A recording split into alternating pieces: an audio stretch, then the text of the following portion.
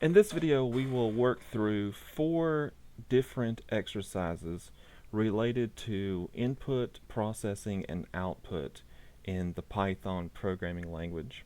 Now, before we jump into the exercises, I would like for us to do a couple of things in Visual Studio Code just to get things set up a bit. And you'll notice that whenever you start Visual Studio Code, you are presented with the welcome screen. And you can turn this off by unchecking this checkbox. I'm actually just going to close the welcome screen. And make sure that Explorer is selected. It's like the two pieces of paper on one on top of the other over here. It's the top icon on the sidebar on the left. And let's click Add Folder. And this is going to be our workspace as we write these 4 exercises. And I'm going to go to the desktop just because it's always easier to find things on the desktop of your computer. And let's see, let's go to New Folder. And I'm going to call this folder Python Exercises. And then click Add. Oops. Now I'm clicking Add. There we go. Okay, so now we have a workspace under our desktop called Python Exercises. And just to make sure that it's selected, let me pull this out just a bit so we can see everything. There. Oh, and it keeps. Okay. Let's do New File. It's just the New File button here. And we will call this file, well, we could call it exercise 1, I suppose. Let's call it E1 underscore distance traveled .py. Remember, py is the extension for a Python program. It's important that we include the .py rather, so that Visual Studio Code knows what type of program we are writing. So I'm just going to hit Enter, and here we go. Let's go ahead and set up the debugger because it says no configuration right now. Let me pull this out just a bit. Yeah, you can see where it says no configurations. To fix this, let's configure or launch. It's the cog button here. Click it once. I'm going to have to maximize for just a second. And then click it again. And then you'll know that it now says Python current file integrated terminal Python exercises. And we can click Python file here. And it creates a configuration file, probably called it's a folder that's called .vs code, and let's see it. Desktop Python exercises .vs code. It's a hidden file, so if you don't have hidden files turned on, or rather it's a hidden folder, but if you don't have hidden items turned on, then you won't be able to see it. And there's our configuration. Now, we can close the launch.json file and go back here. And I'm going to just snap my window back over here on the right. To snap, click and hold the title bar, go to the far right or the far left of your monitor until you see this transparent box appear, and that will snap it to half the screen. I'm going to go back to Explorer now that I've got that set up. I have increased the font of Visual Studio Code so that it's a bit bigger. Yours will probably be slightly smaller, but you're welcome to increase the font if you'd like. Okay, so remember that comments in Python start with an octothorpe. So let's call this exercise 1 distance traveled. All right. So exercise 1 Assuming there are no accidents or delays, the distance a car travels down an interstate can be calculated with the following formula. So our formula is distance equals speed multiplied by time. You don't have to write that in, I'm just doing it for myself. A car is traveling at 70 miles per hour. All right. So we know speed is 70. Write a program that displays the following: the distance the car will travel in 5 hours, the distance the car will travel in 10 hours, the distance the car will travel in 15 hours. And I have a sample output here. When I give you sample output, I want you to make your output look like this. Alright, so let's start off. It's always a good idea for your programs to have like an introduction as to what the program is doing. Otherwise, if you're just asking for some sort of input and you don't explain what the program is, it might be confusing to the user. So we need to output using the print function a car is traveling at 70 miles per hour. Oops. Oh, that's the wrong part. It's supposed to be a car traveling. I'm typing out the wrong thing. 70 miles per hour will travel. All right. Oh, notice that I can't go down to the next line. Let's see, but I should be able to do... Will plus do it? Probably not. Will continuation do it? It will. I can use the continuation character or the backslash to go to the next line. So a car traveling 70 miles per hour will travel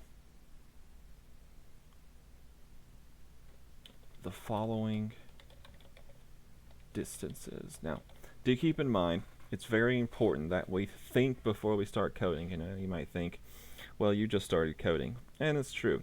This program is quite simple. Now, there's a couple of ways that we could handle this remaining part down here. We could declare variables for traveling 350, 700, and 1,050 miles, or we could just do the output in the print statement. And I'm going to do the output in the print statement. So there's our first part. Then we got to print. Now, I know this might be a bit confusing because it says that I'm supposed to put here 300 miles in 5 hours, except there's a space like that. But it does say that we are to calculate this, not just write it out as a string literal. That's not the purpose of programming. So we want to do a calculation here. Our calculation is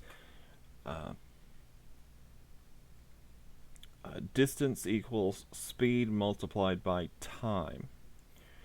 And to do this the correct way, let's define our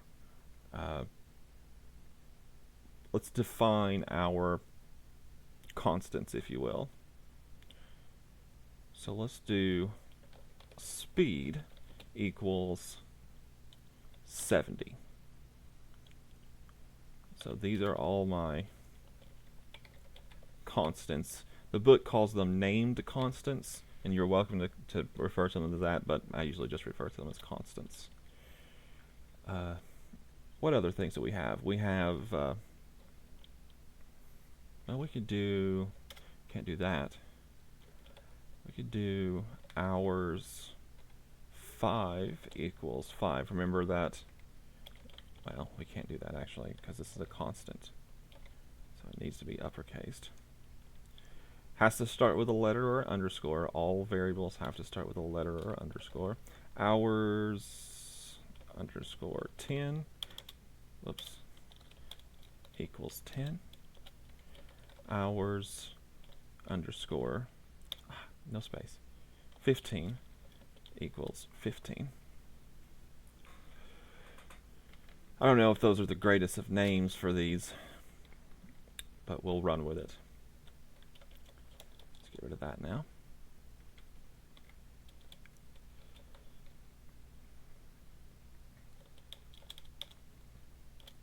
All right. So instead of outputting here 5 hours, and we actually have something for that, let's do comma hours 5. And because we've already defined it, we should use it.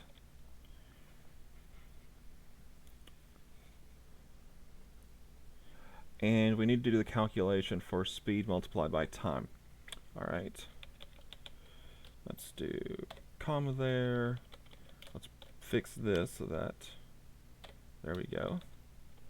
Now let's change this to speed multiplied, or the asterisk, by hours 5.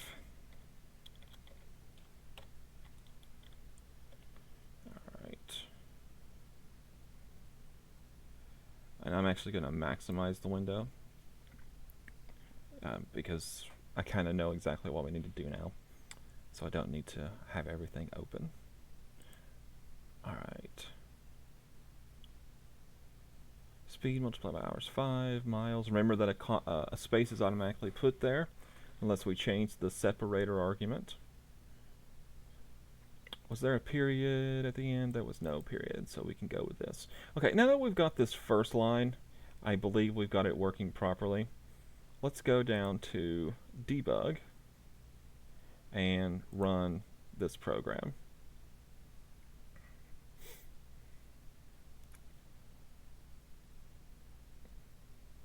And it outputs 350 miles in 5 hours. Oh, notice that the continuation character is causing there to be a giant space there. So now that I have it full screen, I'm going to drop out of kill the continuation character so I don't have that unusually large space. Alright, so this is the output for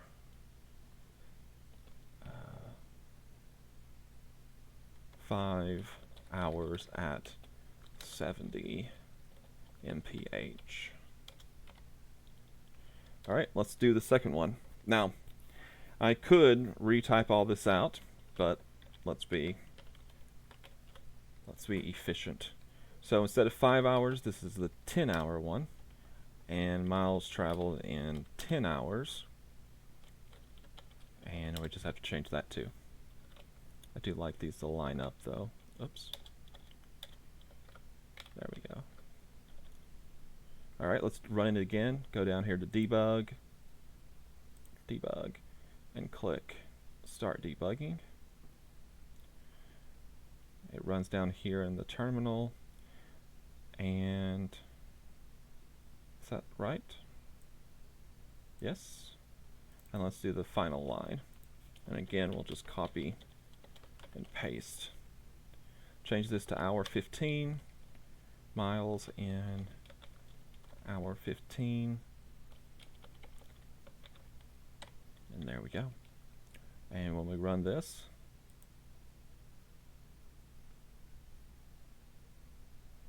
there we are. A car traveling 70 miles per hour will travel the following distances: 350 miles in 5 hours, 700 miles in 10 hours, 1,050 miles in 15 hours.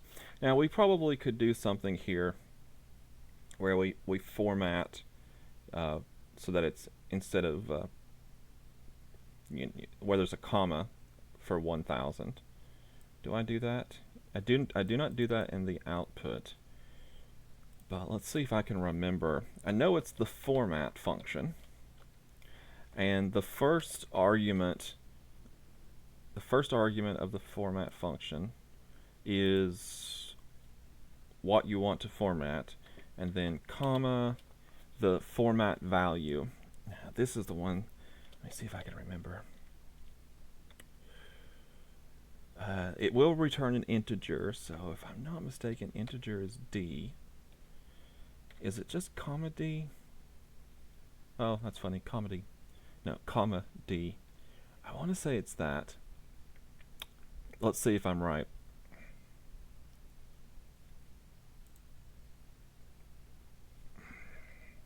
Good. It is. So the comma will put all commas in for, millions place, thousands place, and so forth. And the D is because it is an integer.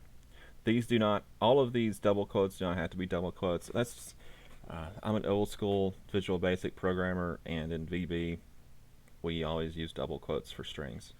So that's why I always use double quotes. It could be single quotes. All right, that is exercise 1.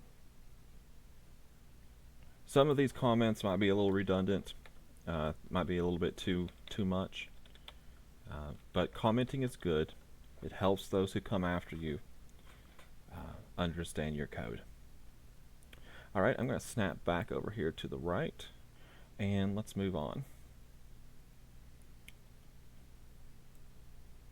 All right, exercise 2. Let's create a file for exercise 2. So I'm going to go back to Explorer and click. That shouldn't be untitled.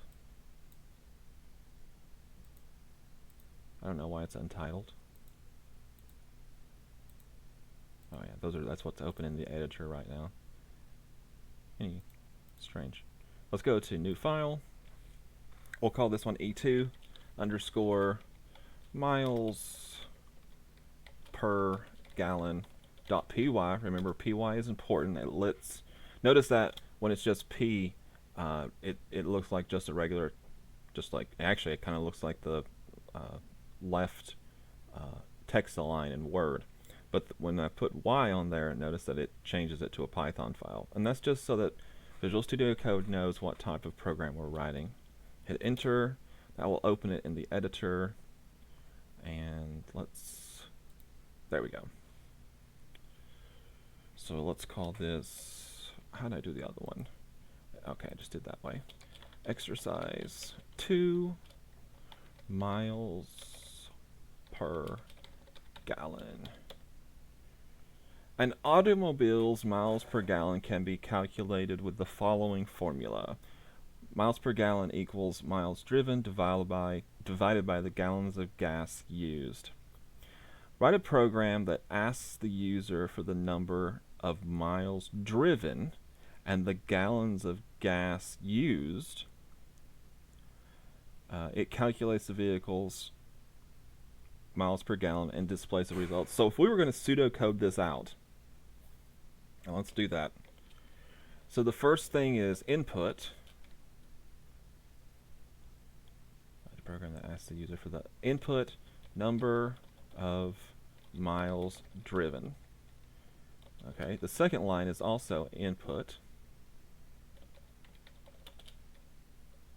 gallons of gas used. The third line would be calculate. It calculates miles per gallon by dividing miles driven by gallons of gas used. All right. I'm just going to change the font just slightly. If I remember correctly, text editor font, let's change from 20 to 16. Oh, one good thing to do with Visual Studio Code, take a look when you click File. There's an option here for autosave. You should enable that, because we will always create and name our file first. So as you type, it will incrementally be saved. and if the power goes out, you don't have to worry about losing anything. It's a good one to turn on. All you have to do is click it, and it'll get a check mark there, just like that. Autosave. All right, so there's our pseudocode, and then we have to output. Well, there's a couple of things that we have to do here, but we're going to output miles per gallon calculation, we'll say. All right, and that's our pseudocode. So pseudocode. That's our pseudocode for this particular program. Very simple. Probably didn't need to write it out, but it's good to understand pseudocode. Okay, so the first thing that we should do is output. Notice that when I hit the double quotes or single quotes, it puts both of them in and positions the cursor between. It's a nice feature that Visual Studio does for us. We tell the user what this program does. This program calculates a vehicle's miles per gallon, period. Notice that there is a whole line space between the description of the program and where I get input from the user. And we'll talk about in just a second how we're going to handle that. So this is going to be our first input. So let's create a variable to hold that input. Number of, I'm just going to call it number of miles versus making it a little bit too long, number of miles traveled or number of miles driven. Or we could just do miles driven or miles traveled like it is in the prompt. So we can do miles traveled. That's fairly explanatory and short. We'll use the input function and ask the user for number of miles traveled, question mark. Now, we do need a space after this so we can separate the input. We don't want the input to be right up against the question mark. That's not good programming or design.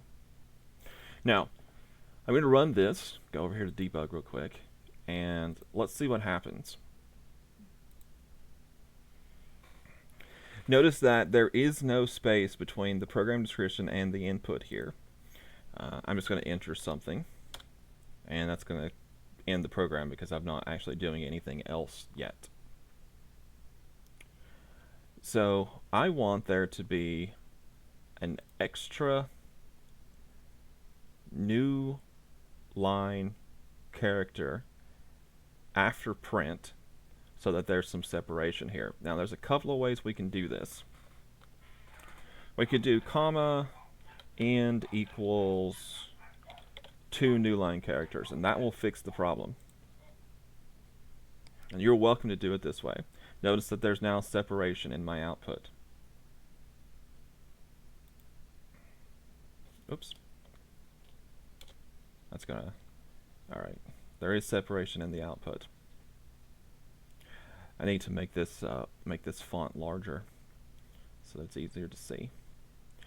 Alternatively, if we don't use end, we have an implicit new line character, and we can just put another one at the end. And notice that it has a different color because that \n is the new line character. And when we run this, indeed, we still get the separation, and it's not as many keystrokes. You can do it either way. You can do this either way. So that's number of miles traveled. Let's do gallons of gas used. Let's gallons gas used, maybe. And the input for this, alright. The input for this is going to be gallons of gasoline used. And again, a space after the question mark so that there will be separation when the user enters their values. All right. Well, we can do some cab tab, code a bit, test a bit. Number of miles traveled. The example uses 342 and 11 gallons used. All right, and it ends because we're not doing anything after that. Now, let's write the output. So this is our output. Print a vehicle that uses. All right, now last time I did all my calculations inside the print statement. You don't have to do that. We can create variables to handle this for us. So, well actually we don't have to worry about creating variables because we already have them. So a vehicle that uses 11.0 gallons, so this would be gallons gas used, comma, and then the word gallons of gasoline to travel, and then we have another value here. So, comma, and then miles traveled, where it's going to keep going over for now. Then the word miles gets, and this is where our calculation will go. And let's do a calculation. So, calculate miles per gallon. So we'll call this miles per gallon. Gallon equals, according to my equation, it's the miles driven or the miles traveled. I hit tab there just so you know. Let me show you that again. Visual Studio Code has something called a telesense. This is what this is. As you type in the suggestions, will get more specific, and once you have, you can use the down arrow and the up arrow to navigate around here. But once you've selected the one that you want, instead of typing everything out, you can hit tab and it will fill it in for you. Divided by gallons, and then it's selected what I want, so I'm going to hit tab. So there's my calculate miles per gallon. Okay, let's go back over here. It gets, I called it miles per gallon, and then comma, and then the words miles per gallon. This is called building an output string, and until you've done a couple of these, it might be confusing. You're welcome to, for instance, write it out exactly like it says, and then instead of having, let's give you a for instance. I just switched. Let me give you a for instance here. We could do something like 11.0 gallons, and then you have it explicitly there, and then you can change it and put in what's supposed to be there. So we do end quote there, comma, and then beginning quote there, comma after the 11, and then replace the 11 with gallons of gas used, if that's easier. Now, when we run this, it's going to ask for two values, and let me grab the values that they're supposed to be. 342 and 11. It's a good way to test your program. 342, 11. An error has occurred. Oh, oh, look at this. We have a type error. Why do we have this type error? Well, when we use the input function, it always returns input as string. And you can't divide two strings. We have to divide numeric values. So let's fix this error. I stopped the program, FYI. Let me close this. By putting our input function inside of, I'm going to use float here, not because you'll notice that the output has .0, but also because if the user inputs, for instance, 35.5 miles, we don't want to lose that 0.5, so let's be accurate. Now, the result of this function, this input function, will be a string, and then it's converted into a floating point number, which gets pushed into our variable. So now we're dividing float by float.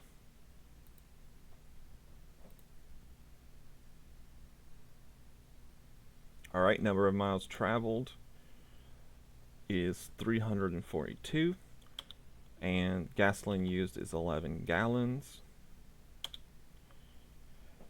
You'll notice that it has similarly pushed our output up right below our inputs. We'll want to fix that in just a moment. A vehicle that uses 11.0 gallons of gasoline to travel 342.0 miles gets, check out this. It is outputting 31.090. Looks like it's 09 repeating. So we'll have to fix that. And I'm going to just put, well, there's a couple of ways I could handle this, but I think the easiest way is just to put an empty print statement above my output statement so that there's a new line there. If I'm not mistaken, if we do something like that, and we'll test it, I want to say if we do that, it's going to put a space there, and it looks like it looks weird. I might be wrong, but we'll try it. So we do need to fix the formatting on our calculation miles per gallon. So let's put it inside the format function, and the first argument is what we want to format, which is miles per gallon, and the second one is a string to define how we want it to be formatted. And let's see if I can remember this. I want to say .0f.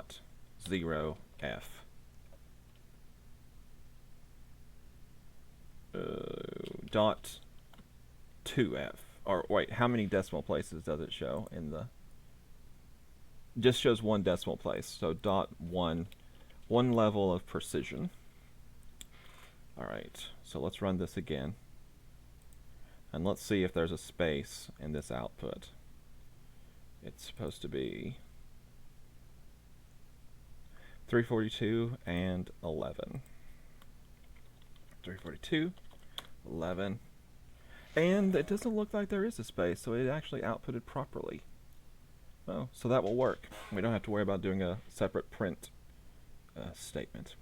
A vehicle that uses 11.0 gallons of gasoline to travel 342 miles, 3.42.0 miles, gets 31.1 miles per gallon. I'm fortunate enough to remember this output string. However, if you do not remember, you should refer to the textbook or the lecture slides. Output results. And I guess we could do get input from user. That might be a little overkill, but you know, it's good practice. All right, that is exercise 2. Exercise 2.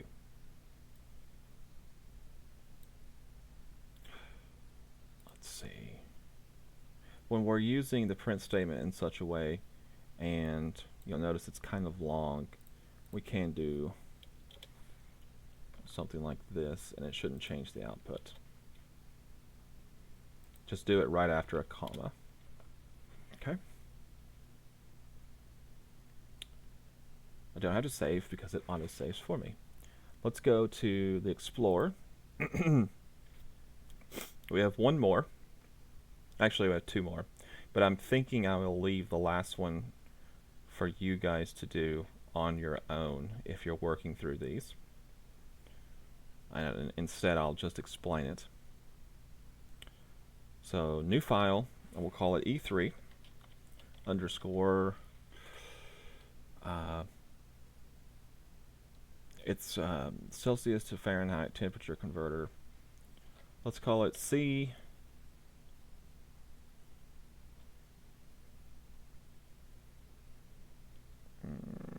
C to F.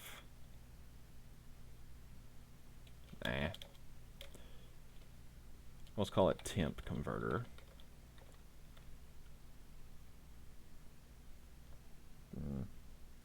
Yeah, I guess temp converter is okay. .py, of course. Could have called it Celsius to Fahrenheit.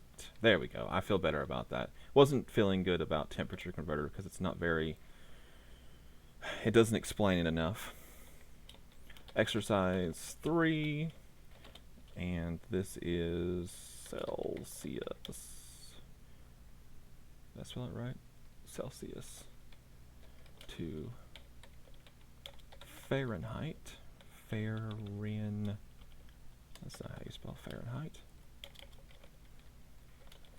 Temperature converter. There we go.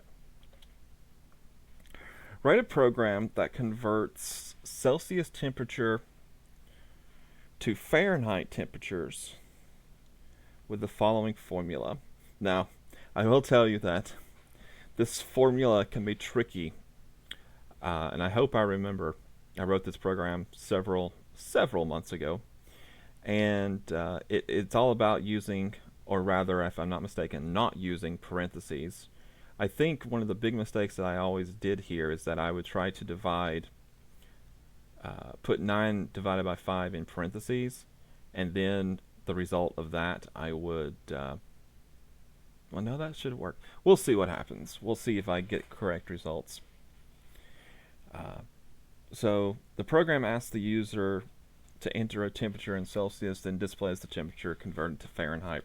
So if we were to pseudocode this out, pseudocode, that looks okay. So we will output what the program does. Well, I guess we can define that. Output program's purpose. Input temperature in I guess Celsius is capitalized, Celsius. Calculate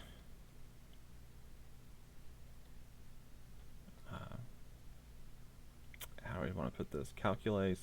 Calculate Celsius temperature in Fahrenheit.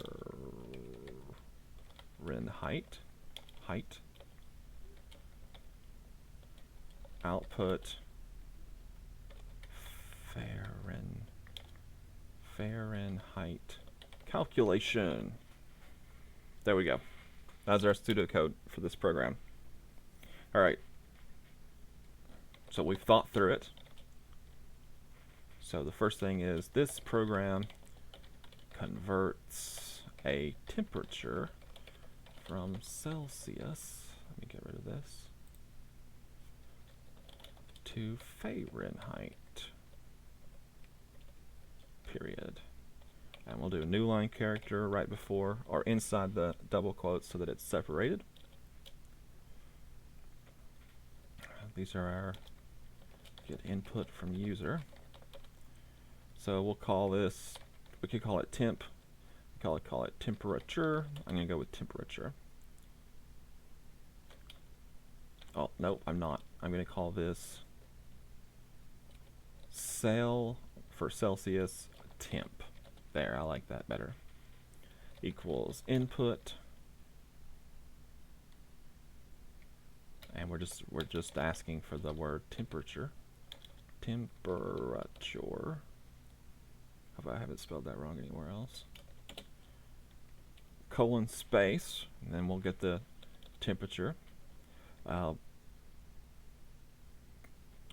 we'll call this, we'll do a calculation here, create another variable called fa, or fa, for Fahrenheit, temp, which equals, we do need to convert this, or rather just keep in mind that when we use an input statement, it returns a string, so we need to convert it to, let's do a float, because that way they can enter like 26.5 and it won't lose the 0.5. Alright, so my calculation is not, I might have to try this several times until I get it right. 9 divided by 5 multiplied by the cell temp, or the Celsius temperature. I'm not feeling good about cell temp now, so let's write it all the way out. I don't want there to be any confusion. Celsius temperature, and we'll call this Fahrenheit temperature. It would have worked, but for demonstration purposes, I do not want there to be any confusion. Okay.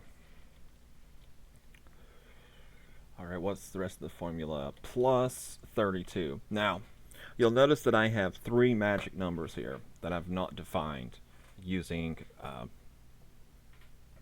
named constants, or just constants. I'm not going to create constants for these, only because it's one formula and it's only going to be used once. However, I'm also not quite sure what I would name these, truth be told. So I'm going to keep the magic numbers in this instance. Alright, we'll see if I've done that calculation correctly.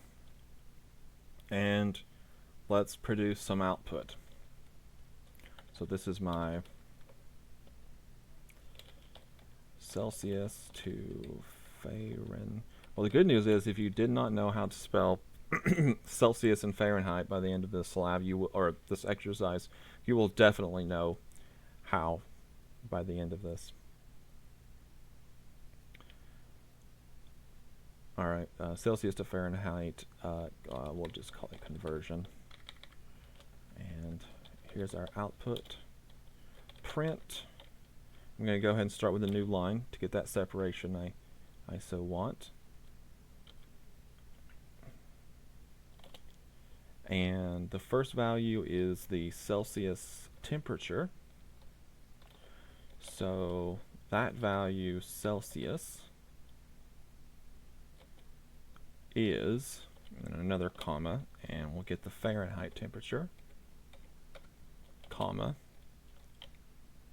and then the word Fahrenheit, and a period. So if we've done this correctly, and I'm not sure if I have, when we go to debugging and run this program converts the temperature from Celsius to Fahrenheit. Okay, that looks good, and the temperature is 26. Good. But you'll notice 78, lots of zeros and 1. So, oh, see this? See that space there? That's from my new line character. It didn't do it in the previous program, but apparently when it's only the new line character, it does put that space here, which is why I will often use an empty print so that does not happen. But I do want to format my Fahrenheit temperature to only 1 decimal place. So I'll put my Fahrenheit temperature variable inside the format function, where the first argument is what I want to format, and the second one is a string of how I want it to format it. And I want to do period 0, actually period 1f. I think we'll do what I want. 1 decimal place of precision. Let's go back to debug. So temperature Celsius. That probably should be Celsius temperature, but I guess up here it explains what I'm doing. 26. There we go. 26.0 Celsius is 78.0 Fahrenheit. And you'll notice that the Celsius has a 0 in it, and the reason why it does is I must have used integer here instead of float when I wrote the output of this program. Either one would be fine, but if we want to make it exactly like this program, or the output that I've given you, then we would have to do that. Change the float function to integer so that it doesn't include any decimal places. And that is exercise 3. So let's move on. I'm not going to complete this one for you, but I will pseudocode it out for you. Planting grapevines. All right, let's create a new file.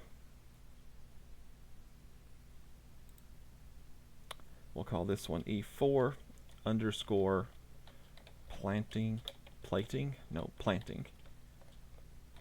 grapevines .py.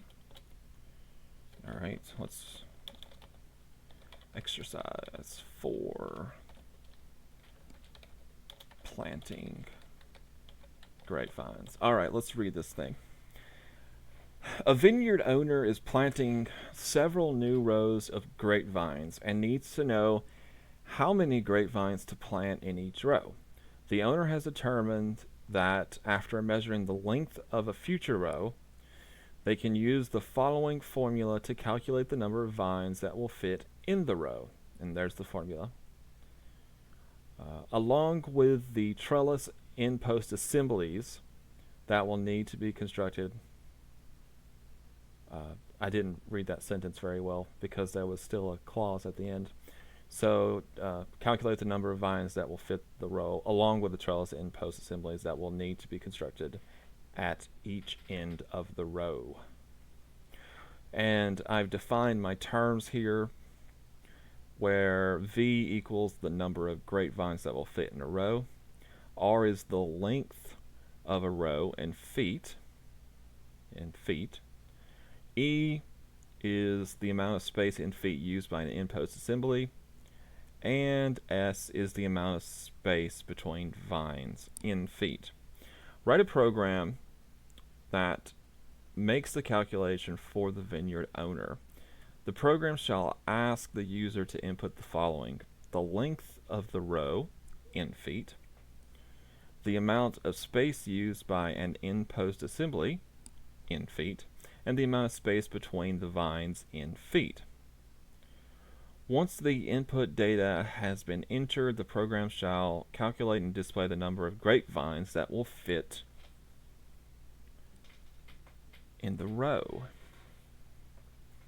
So it's just a slightly more complicated formula than the one we did in the previous 2 labs. And that's all it is. So if we were to pseudocode this out, the first thing we'll do is output the program description so that the user knows what the program is doing. And then we will input and ask the user for the length of a row in feet. And then we will input amount of space used by end post assembly, and in feet of course, and then ask the user for amount of space between vines that they want, in feet, of course.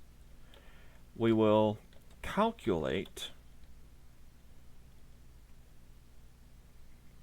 Okay, this might be difficult to put into words, but I'm going to give it a shot. Calculate.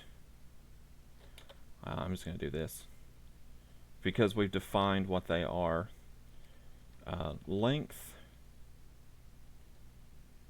of a row divided by, oh, that's not divided, that's minus.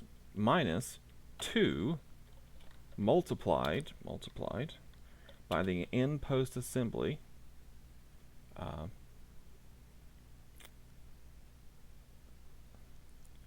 we'll call this length of end post assembly. Okay. Divided by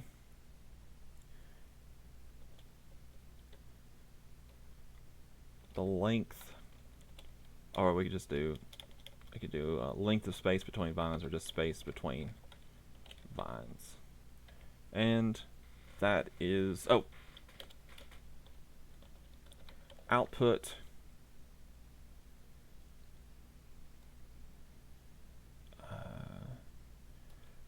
the calculation that we do is the number of grapevines that fit on one row.